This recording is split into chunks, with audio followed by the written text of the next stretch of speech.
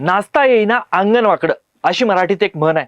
विरोधात असल्यामुळे सरकार आम्हाला विकास कामासाठी पैसाच देत नाही असं सांगत ठाकरेंचे 6 खासदार फुटून शिंदे सेनेत गेले. पण या फुटीर खासदारांच्या स्वतःच्या हक्काच्या खासदार निधीच्या खर्चाचं म्हणजेच एमपी लॅड्स फंडचं ऑडिट केलं तेव्हा वेगळंच सत्य समोर आलं.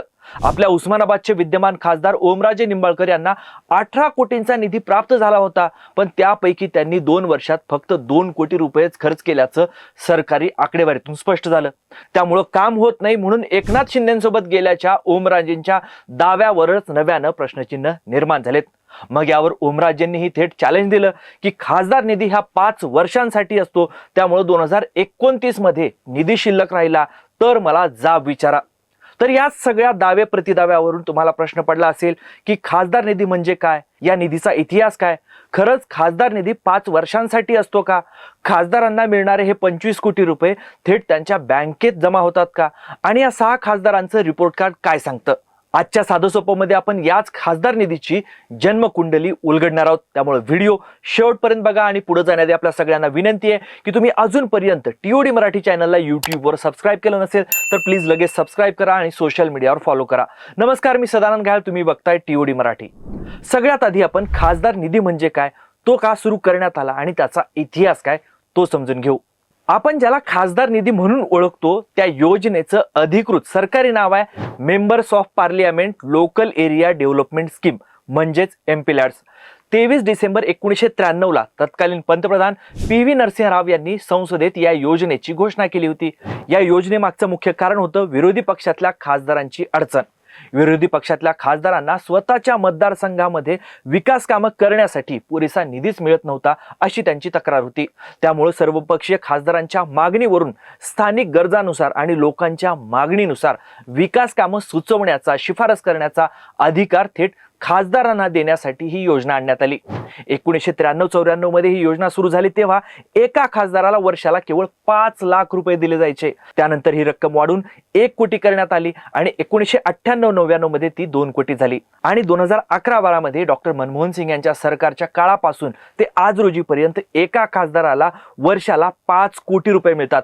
म्हणजेच 5 वर्षाच्या एका टर्म मध्ये खासदाराला एकूण 25 कोटी रुपयाचा हा खासदार निधी मिळतो.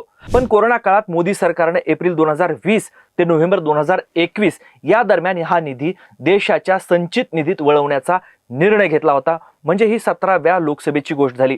सध्या 18वी लोकसभा अस्तित्वात आहे. तर मग आता तुम्हाला इथं प्रश्न पडला असेल की खासदार निधीचा जो पैसा आहे तो खासदारांच्या खात्यावर जमा होतो का. तर या योजनेबद्दल लोकांमध्ये एक मोठा गैरसमज आहे. तो म्हणजे 5 कोटी रुपये थेट खासदारांच्या बँक खात्यात येतात किंवा ते त्यांना कॅश मध्ये दिले जातात. पण हे काही खरं नाही. खासदार निधीचा 1 रुपयाही खासदारांच्या वैयक्तिक किंवा अधिकृत अशा कुठल्याही बँक अकाउंटमध्ये जमा केला जात नाही. खासदार फक्त स्थानिक विकास कामांची शिफारसच जिल्हाधिकाऱ्यांकडे करू शकतात. मग खासदारांच्या शिफारसीनुसार प्रशासकीय प्रक्रियेला सुरुवात होते. प्रशासकीय मंजुरी देणं, टेंडर काढणं आणि काम पूर्ण झाल्यावर कंत्राटदाराला पैसे देणं हे सगळं काम जिल्हा प्रशासन करतं. पूर्वी हे पैसे जिल्ह्याकडे म्हणजे जिल्हाधिकाऱ्याकडे ऍडव्हान्स मध्ये जमा व्हायचे. पण एप्रिल 2023 मध्ये सरकारनं नियम बदलला आणि त्या नियमानुसार आता हे पैसे थेट केंद्र सरकारच्या सेंट्रल नोडल अकाउंट मध्ये जमा असतात. जेव्हा कंत्राटदार काम पूर्ण करतो तेव्हा ई-साक्षी या डिजिटल पोर्टलच्या माध्यमातून हे पैसे थेट त्या कंत्राटदाराच्या बँक खात्यामध्ये जमा होतात. यात खासदार किंवा जिल्हाधिकारी पैशांना हातही लावू शकत नाही किंवा पैसे स्वतःकडे अडवूनही ठेवू शकत नाही. संपूर्ण प्रक्रियेमध्ये पारदर्शकता आणण्यासाठीच सरकारनं 2023 मध्ये हे पाऊल उचललेलं होतं. तर मग खासदार कोणत्याही कामाची शिफारस करू शकतात का. खासदार निधी हा खासदारांच्या शिफारसीनुसारच खर्च केला जातो. पण खासदार कोणत्याही कामाची शिफारस करू शकत नाहीत. त्यासाठी कडक नियमावली तयार करण्यात आली आहे. खासदारांना त्यांच्या निधीपैकी किमान 15% निधी हा अनुसूचित जाती आणि 7.5% निधी हा अनुसूचित जमाती बहुल भागामध्ये खर्च करणं बंधनकारक आहे. खासदारांना प्रामुख्यानं स्थानिक गरजांवर आधारित आणि टिकाऊ सार्वजनिक मालमत्ता निर्माण करणारी कामं सुचवण्याचा अधिकार या खासदार निधीसाठी देण्यात आलेला आहे. आता आपण या सगळ्यामध्ये कोणत्या कामाचा समावेश आहे ते बघू. शाळा, महाविद्यालय, वसतिगृह, वाचनालय, रुग्णालय, रुग्णवाहिका, प्राथमिक आरोग्य केंद्र आणि पिण्याच्या पाण्याची सुविधा जसे की हँडपंप, पाण्याची टाकी बसवण्याची कामं असू द्या, तसंच रस्ते, पूल, रेल्वे थांबा, फुटपाथ, वीज आणि पथदिवे बसवण्याची कामं, यासोबतच सार्वजनिक स्वच्छतागृह, खेळाची मैदानं, खुल्या व्यायामशाळा, सार्वजनिक उद्यानं, शेड यासारखी सार्वजनिक सुविधा आणि क्रीडा क्षेत्राशी संबंधित कामं देखील खासदार शिफारस करू शकतात. त्याच्यासोबतच खासदार निधीचा वापर हा स्वच्छ भारत अभियान, सुगम भारत अभियान, पर्जन्य जलसंवर्धन आणि संसद आदर्श ग्राम योजना यामधील कामासाठीही या निधीचा वापर होऊ शकतो. मनरेगा आणि खेलो इंडिया यासारख्या योजनांची सांगड घालूनही हा निधी खर्च करता येतो. फक्त या सगळ्यांसाठी एकच अट आहे, ती म्हणजे खासदार निधीतून केली जाणारी ही सगळी कामं केवळ आणि केवळ सरकारी किंवा ग्रामपंचायतीच्या मालकीच्या जागेवरच केली जाऊ शकतात. ही झाली खासदार कोणत्या कामाची शिफारस करू शकतात त्याची यादी.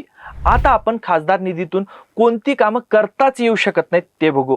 कोणत्याही प्रकारच्या कार्यालयाचं किंवा निवासी इमारतीचं, मग ती सरकारी असो किंवा खाजगी, बांधकाम करण्यासाठी हा निधी वापरता येत नाही.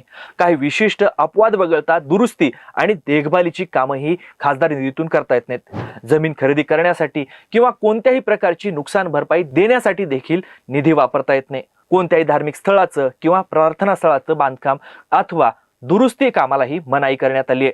व्यावसायिक किंवा खाजगी संस्थांशी संबंधित कामही करता येत नाहीत.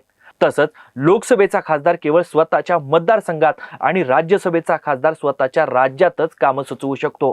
राष्ट्रपती नियुक्त खासदार मात्र देशभरात कुठेही कामांची शिफारस करू शकतो. पण यात एक अपवाद आहे. राष्ट्रीय एकात्मतेसाठी खासदार आपल्या राज्याबाहेर 50 लाख रुपयापर्यंतचा निधी खर्च करू शकतात.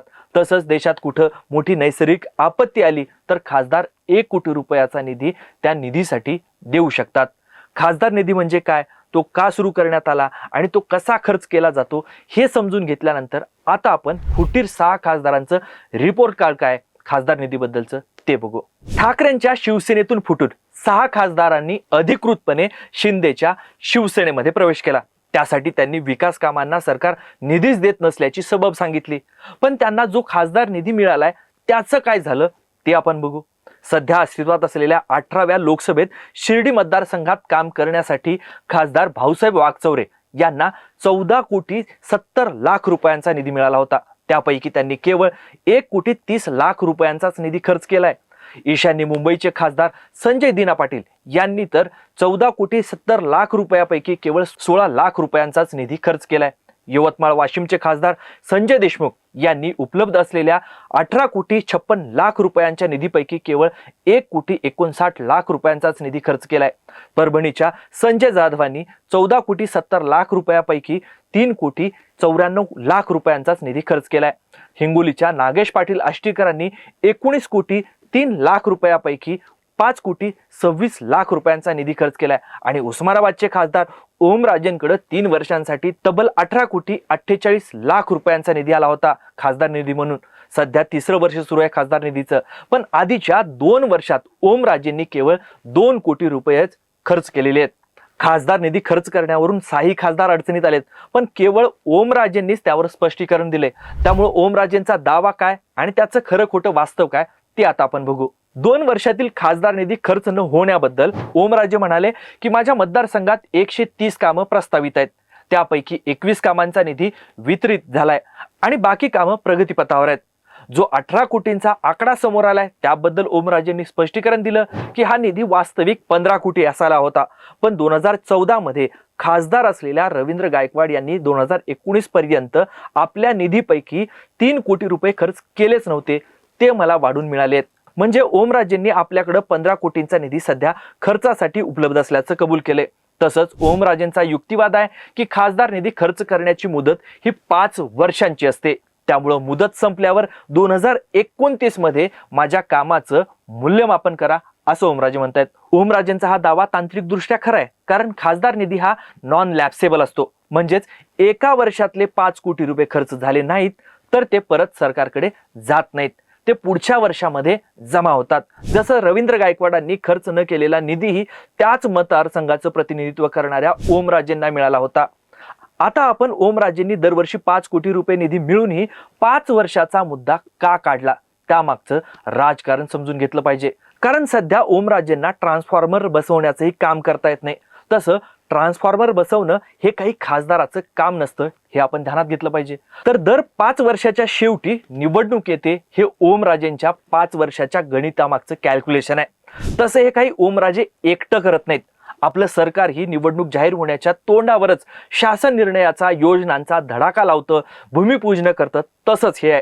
त्यामुळं 5 वर्षाच्या खासदारकीच्या टर्म मधील शेवटच्या वर्षात धडाक्यामध्ये भूमिपूजन करून निधीचा कार्यभाग आटोपणं हे खरं राजकारण आहे. त्यामुळं ओमराजेंना 2 वर्षात न केलेल्या कामांसाठी 5 वर्षाचा हिशोब द्यावा लागतोय, जो की त्यांना नकोय तसं विचारणं. थोडक्यात काय तर खासदारांना सरकारी योजनांच्या पलीकडे जाऊन स्थानिक गरजांनुसार कामं करता यावीत म्हणून खासदार निधीची सुरुवात झाली. पण आपले खासदार 5 वर्षाची टर्म झाल्यावरही हा निधी खर्च करू शकत नाहीत, असा इतिहास आहे. तसंच ओमराजे जो 5 वर्ष संपल्यावर हिशोब करा किंवा हिशोब मागा म्हणत आहेत, तो दावा मतदारसंघाला 5 वर्ष विकासापासून दूर ठेवणारा देखील आहे. कारण हिशोब 5 वर्षांच्या शेवटीच द्यायचा असेल किंवा करायचा असेल तर मग 4 वर्ष काय करायचं मतदारसंघातल्या लोकांनी? 4 वर्षात आलेला 20 कोटींचा निधी सडवतच ठेवायचा का, असा प्रश्न या निमित्तानं उपस्थित होतो. यासोबतच 5 कोटींचा निधी प्रचंड मोठी व्याप्ती असलेल्या मतदारसंघासाठी अपुरा पडतोय, हे देखील या निमित्तानं अधोरेखित झालं. पण तुम्हाला काय वाटतं, खासदार निधी 5 कोटीवरून वाढवायला हवा का? आणि ओमराजेंचा युक्तिवाद तुम्हाला पटतो का? खाली कमेंट करून तुमची मतं नक्की सांगा. हे अभ्यासपूर्ण विश्लेषण तुम्हाला आवडलं असेल तर व्हिडिओला लाईक करा, व्हिडिओ मित्रमंडळींना शेअर करा आणि अशाच माहितीपूर्ण विश्लेषणासाठी TOD मराठी चॅनलला यूट्यूबवर सबस्क्राईब करायला विसरू नका. सोशल मीडियावर फॉलो करा आणि हा व्हिडिओ शेवटपर्यंत बघितल्याबद्दल आपल्या सगळ्यांचे खूप खूप धन्यवाद.